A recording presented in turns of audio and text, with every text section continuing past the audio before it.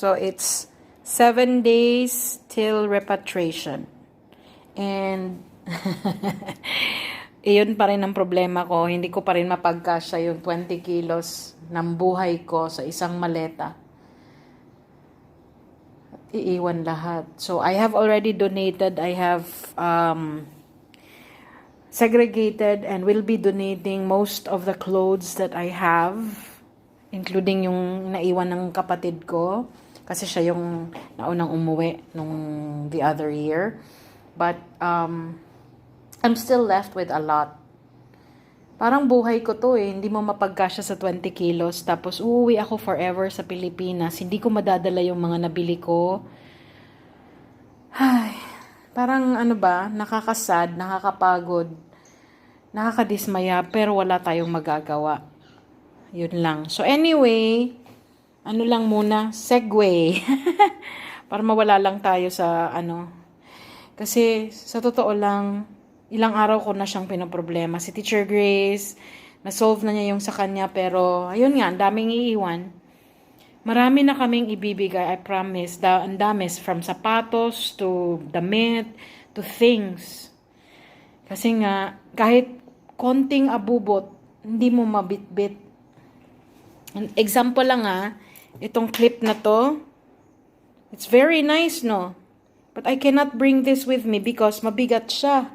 Added na siya. And this is a gift from Sisi Win. I want to bring this with me but I cannot. So, anyway. Siguro pwede, isuot ko siya. Lahat ng gusto kong bitbitin, isuot ko. Pero magmumukha naman akong Christmas tree. 'Di ba? Kung lahat ng mga munting abubot ay bitbitin ko. Now, yung mga mahahalaga lang, tapos yung pasalubong ko for my family. Pasalubong in the sense na mga food lang din naman kasi hindi mo mabibili doon. Yung mga tea, ganun. So anyway, yun nga, sabi ko, segue. Dito tayo, may mga dried flowers ako. So, this was my bouquet na bigay sa akin ni Teacher Gil and Teacher Grace nung birthday ko.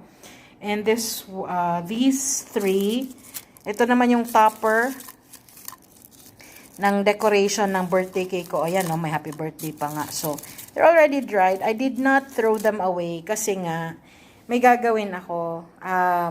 This one, pakita ko sa inyo Hindi ko to, nung time na ginawa ko to kasi, hindi pa ako nag-video. This was in June. Mga dried flowers, dried petals ng bouquet na bigay sa akin as a get well bouquet ni Mr. Steve. Yung kapanahunan na nagkasakit ako. Now, I have been collecting petals, dried petals, ever since na nakakatanggap ako ng mga bouquet dito. Okay, eto. Konti lang nga to kasi yung iba natapon ko na kasi wala akong mapaglagyan. But these dried petals, eto yung galing pa ako lasyo. Alam niyo kung bakit? Mahilig sila mamigay dito ng mga bulaklak. And, hindi naman sa pag-aano na nagkikip ako ng basura or anything. But for me, wala lang. Gusto ko lang tingnan. And, actually, itong nagawa ko, yung dried flowers na ganito. Pwede siyang pang decoration, pang centerpiece, if you like. Now, ito naman, potpourri. Mabango siya, kasi nilagyan ko siya ng something inside. Tapos, yung pinagbalutan ng bouquet, yun na rin yung pinagbalot ko sa potpourri. Okay? So, yan. Well, hindi na siya masyadong mabango ngayon, pero dagdagan mo lang yan ng essential oils, babango yan ulit. So, pwede mo siya ulit gamitin. Now, paano siya gawin? So, I have here a basket. No? I have here a basket. Ang gagawin lang natin, tatanggalin lang natin yung mga petals. Or if you like na buo siya, pwede din. Ganito na. Hindi nyo natanggalin. Okay din siya. Maganda. Pero, it's up to you, actually. It's up to you. Sa akin kasi, mas gusto ko yung, natanggal lahat. Kasi, that will ensure you na dry lahat yung mga flowers. Alam nyo kung bakit?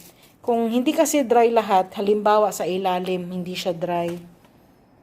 O hindi dry sa ilalim, ang mangyayari, magiging, ano siya, magiging mitsa siya ng pag-dry nyo. Kasi, it will form molds or it will make your potpourri moldy kung hindi totally dry lahat ng mga petals ninyo. So, ayan na. Ayan. So, tanggalin lang siya. May mga maiiwan na yung mga maliliit. It's okay. Hindi yan isasali, but kaya nga yung basket natin may butas. Tingnan nyo. I'm working on my bed. Malinisin ko naman to mamaya. Va-vacuum ko yan. So, anyway, yan. Tanggalin lang.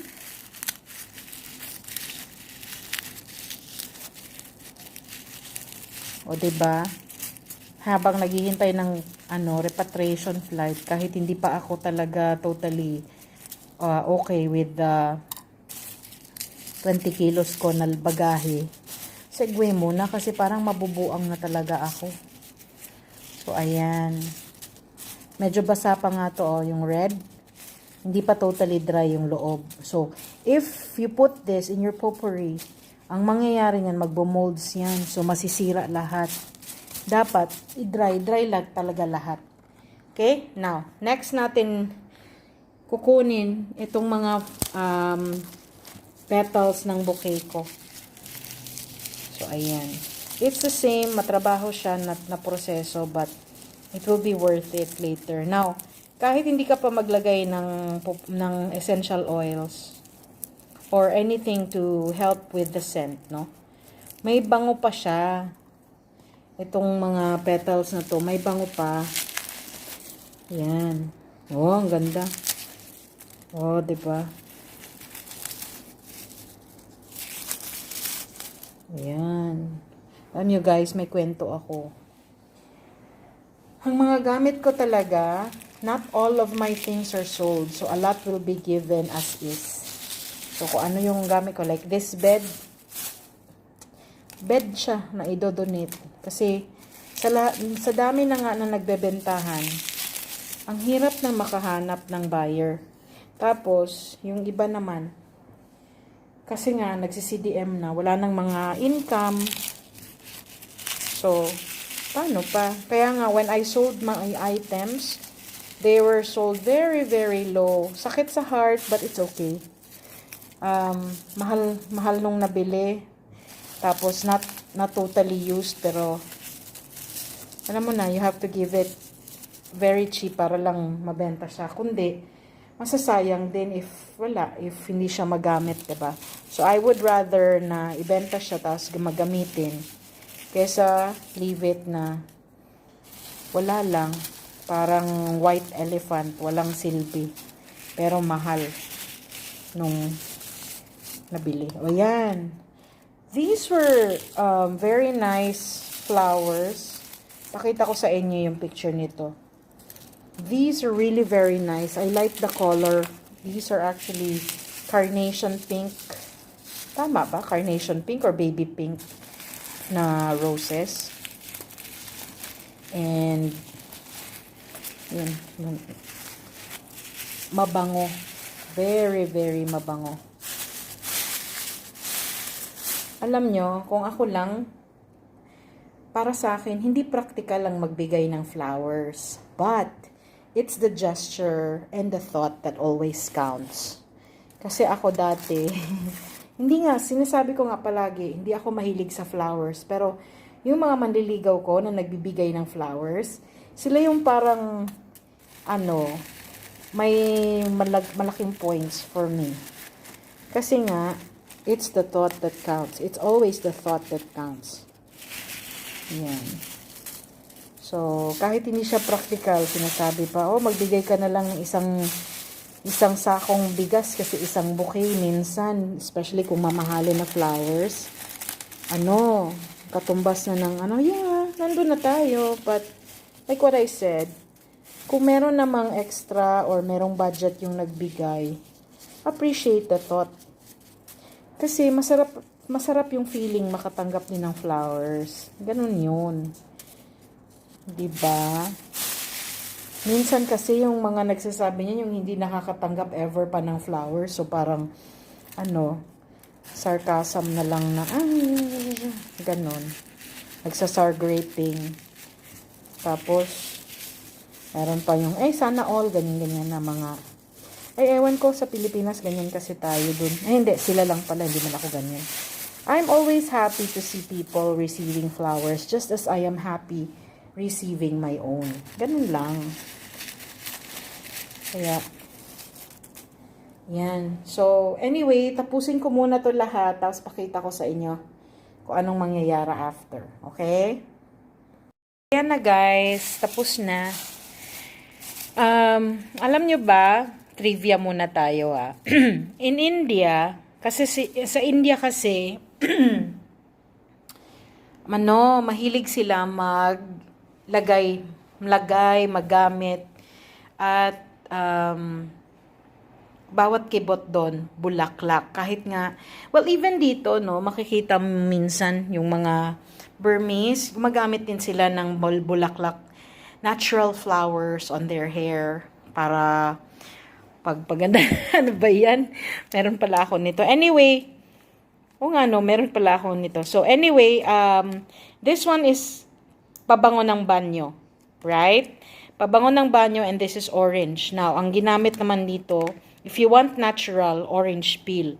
Papakita ko yung, ito orange peel, grapefruit, at kung ano-ano pa sa dried flower pot na ito na ginawa kong centerpiece dun sa table ko dati.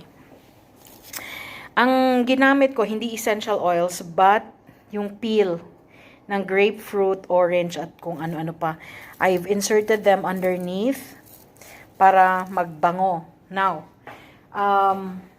yan, prutas yan. But with flowers, you can also do the same. Pero yun nga, dahil madaling matuyo yung flowers, minsan, after many days, mawawala yung scent niya.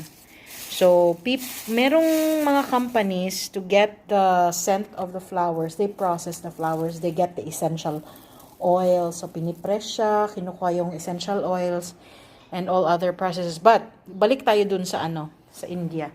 So, sa India, as I was saying earlier, bawat kibot nila gamit ng bulaklak.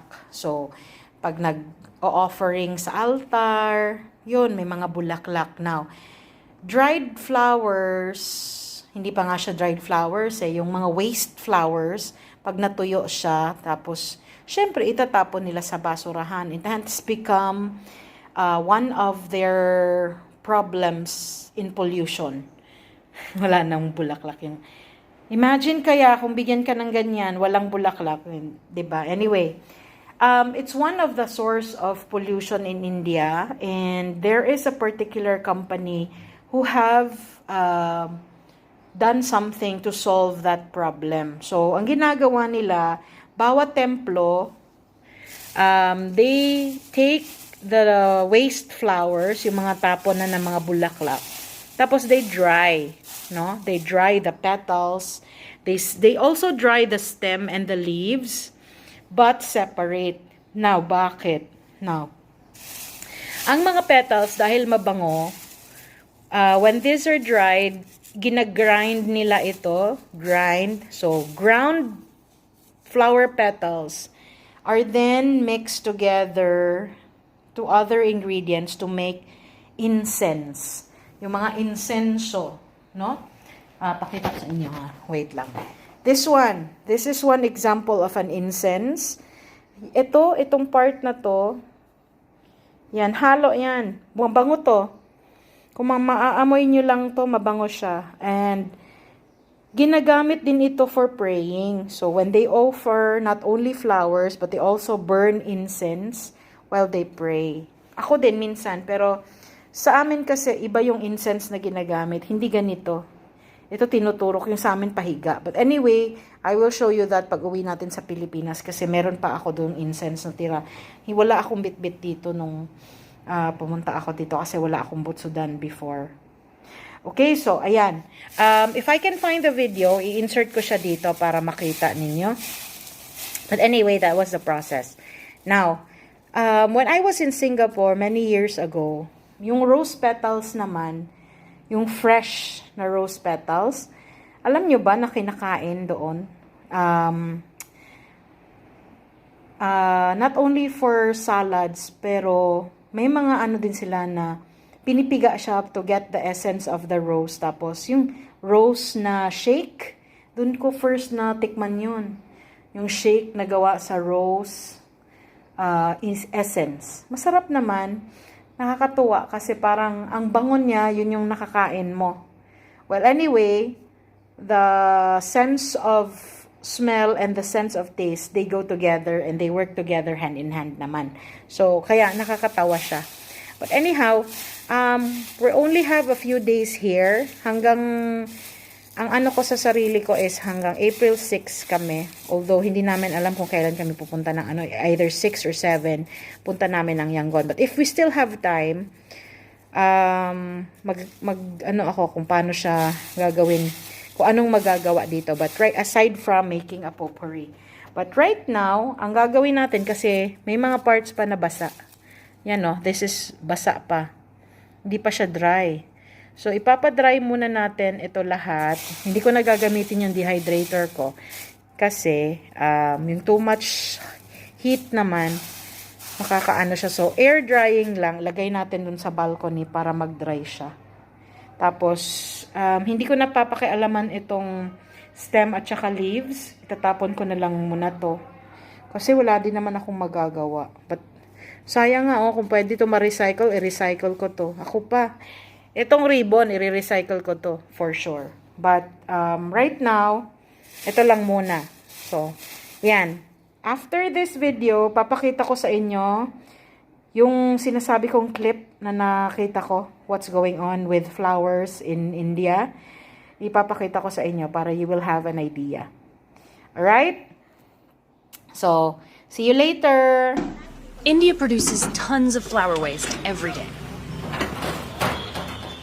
But now, one company is giving a second life to these sacred flowers, collecting more than 12 tons of them from temples and transforming them into handmade incense sticks.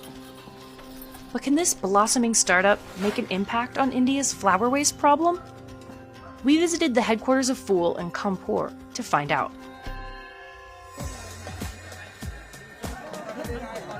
It all starts in bustling wholesale markets like the one in Shivalaya. Merchants pick up the flowers that they'll sell outside Hindu temples.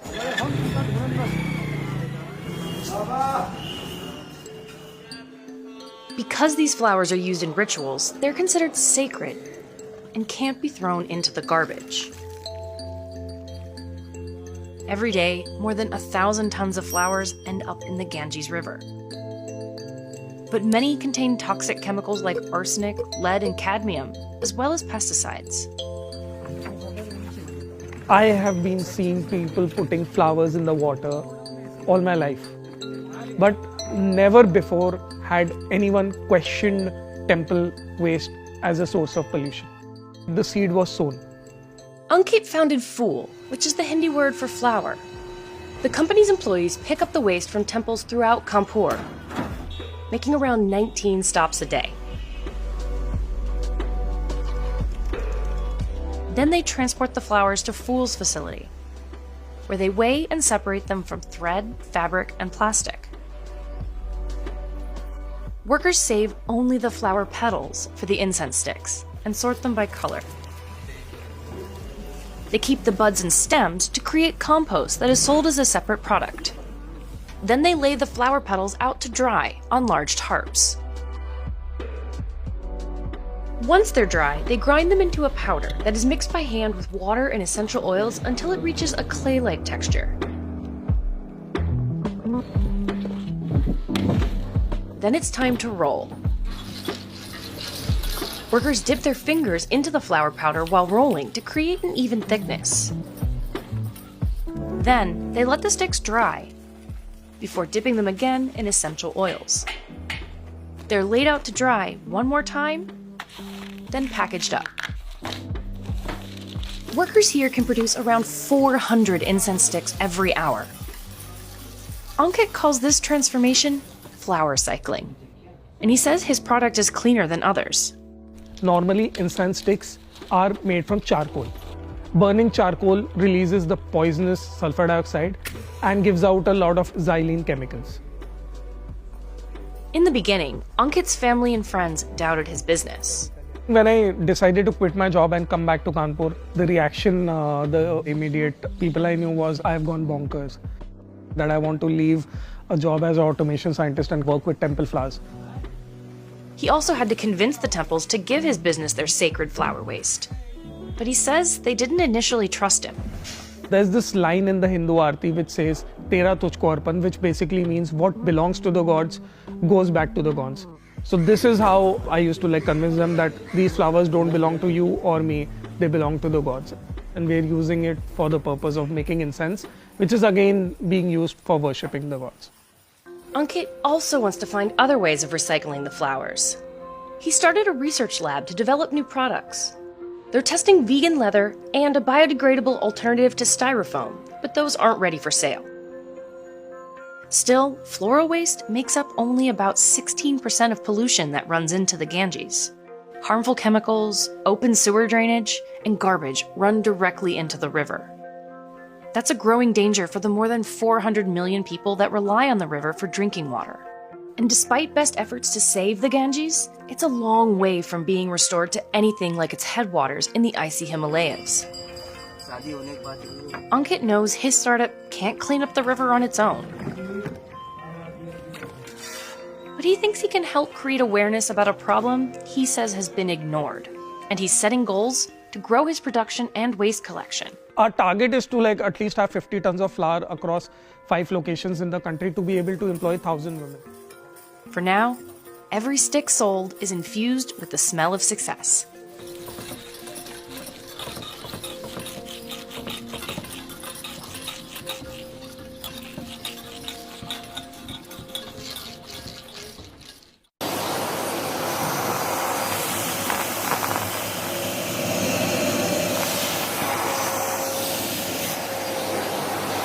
Dami waste ng bulaklak.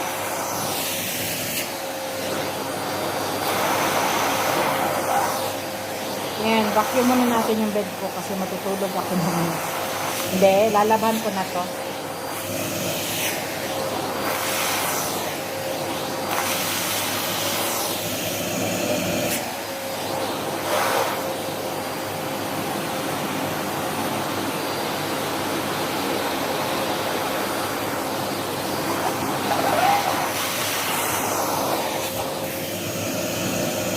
Natin siya i-air dry. Bale, tatakpan ko siya ng another basket para hindi lipa rin ng hangin. But it will dry kasi may butas-butas naman. So, ganyan lang. Tingnan nyo. Binoblow na siya ng wind. Okay, bago ako bumalik sa loob, check natin yung environment. Peaceful pa rin. Laging lock yung gate namin sa baba. Yan. Ay, pasok muna ako. Ang gulo na ng kung pakita ko sa inyo. Ayan. Pamigay na yan lahat. Wala nang pumunta. Ito yung ibang mga gamit na idodonate. May nadagdag na nga, oh. Ang dami na. Yun. Ito ready na for the women's cooperative. O siya, balik mo na pala yung iiwan na namin. Pero ipamigay yung dalawa, pati yun, yung mga tropilos, bibigay ko rin yan. So, ang iiwanan ko, this one. At yung isa pa dun sa loob. Sapatos, iba mimigay na lang.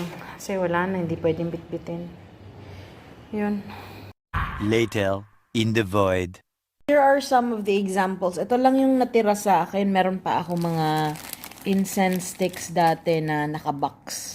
This one, marami kasi siya. Yung sa box, isang lang siguro, mga 10 sticks in one box. But it's more expensive kasi mas mabango siya. This one, para itong cheaper na version nila. And these are actually made here in Myanmar. No, itong mga incense sticks na to. Mababango man din sila pero mas mura. This is mas mura. Yung binibili namin na iba yung naka-box. Yun, mas mahal yan. Yung ano nila, kasi yung packaging, tapos yung bango din niya is different. So, yan lang muna guys. So,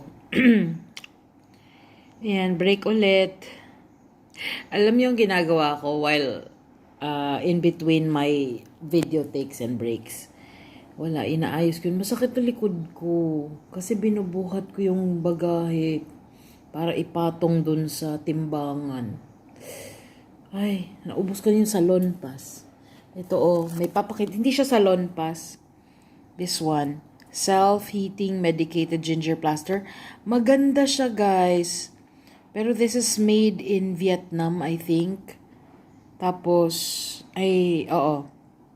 pero, kasi ano siya, nabasa ko dun sa shop, MM. 10 lang na ano ko na siya, self-heating. Maganda siya sa likod. Nawawala yung pain, pero pag natanggal na, wala na din. So, parang salon pass, pero naubos na ata yung salon. Hinapin ko, may nakita pa ako. Anyway, going back. Ito yung binignit na gawa ko the other day. Natatawa ako kasi, kagabi, yung family namin sa father side, active na kami sa Kumu ngayon. Nakakatuwa naman because it's bridging the gap and it's a fun way of catching up, no, with family. Now, yun, kagabi kantahan si Rina, yung pamangkin ko, anak ng pinsan ko. Ayun, kanta siya ng kanta na ABBA. Para nakakatuwa, memorize na niya yung ABBA. So, yung auntie ko naman, si Auntie Dory sa Butuan. Habang nagkukumo, nagluluto ng biko. Kasi nga Holy Week ngayon sa Pilipinas. Yun ang palaging handa. Biko, ito, tabirak or binignit. And yung sister ko naman, she was also doing her negosyo. Yung ano niya, ang tawag dun, yung atsara. So yan, gabi na kasi. So sabi ko, bukas kakain ako ng binignit. Kaya kumain ako ngayon, break. Pero hindi ko yan maubos. Ang dami niyan. Yun lang. Nakakapagod na talaga. Hindi ko pa ma-solve. Meron pa akong dapat kunin na 9 kilos point something. Tapos wala na siguro akong damit na madadala. Ewan ko na lang. Ang dami ko pang nakakaiyak na talaga guys. Ewan ko na lang. Hindi ko na alam anong gagawin ko. Ay, sige. Mamaya ulit. Hello again. Ano ba yan, guys? Ito yung mga oils and mga haplas na gusto kong iuwi. Kasi they're effective. Bumili ako bago. Tapos itong tatlo. Mahapiaise. Sakit sa tiyan. Anything na chan related, vomiting, food poisoning, very, very effective siya, very organic. Ito yung akin, pero hindi ko pa to na konti lang. So, tatlong mahapiaise. Merong haplas from Kachin. This is also very good. This one is from Thailand. Konti lang yung nakuha ko dito. This one is another kind of haplas. Ang dami kong haplas. Gusto ko rin silang iuwi. This one has been with me, analgesic. This one has been with me nung pa. Kailan ba to? Basta matagal na to pero effective pa rin siya. Gusto ko ito iuwi. Kaso, tignan nyo naman ang lalagyan. It's glass. Paano ko iuwi ang glass? Mabigat.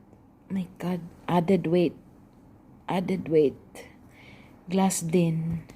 Ito plastic. Pero added weight yan pag nagsama lahat. Tapos this one, gamit namin to dati pa. Effective to sila guys. Para ding white flower natin. Pag nagbabiyahe, yun. Ang problema nga lang, mabigat na yung ko. Hindi ko na alam anong gagawin ko. Dami kong gustong bit-bitin. Ay, pero this one definitely dadalhin ko to kasi this is nung nagkasakit siya ng nanay ko. Ito yung pinainom ko sa kanya. Effective siya. Tapos si Auntie Letty din. Yung family reunion kami pag uwi nila. Sumakit din siya niya. Binigyan ko siya. Yun. Maha PAC. Very effective. Ay, ewan ko na lang. Meron pa nga akong medicine box, oh. Binibenta ko yung box. Walang bumibili. Anyway, anong laman nito? Mga gamot. So, yan. Marami pa akong Mixagrip. Mayroon gamot ko sa ano ko, sa tiyan. Pag sasakit yung tiyan ko, Yulanta. Tapos, ito pala. Ito talaga, iuuwi ko talaga to kasi I ordered this online. It's grapeseed oil. Para to kay Lily. Para sa balat ng anak ko kasi may ano siya, allergies. At saka saffron oil. O, diba? Meron pa akong yung iron. And itong pouch na to, I've used this as my medicine pouch ever since nung nagkasakit ako. Anong laman? Syempre, mga gamot din. Nandito yung pang high blood. At pang cholesterol.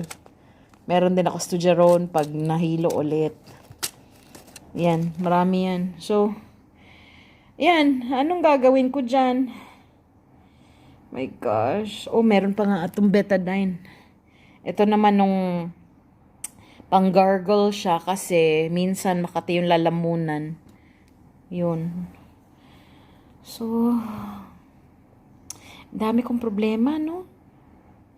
Well, anyway, yung mga cold medicine, i-donate ko yan. Pero itong importante para sa akin, ay mga gusto kong bitbitin. Hindi ko alam anong gagawin ko na. Ay, ewan. O siya, sige, mamaya ulit.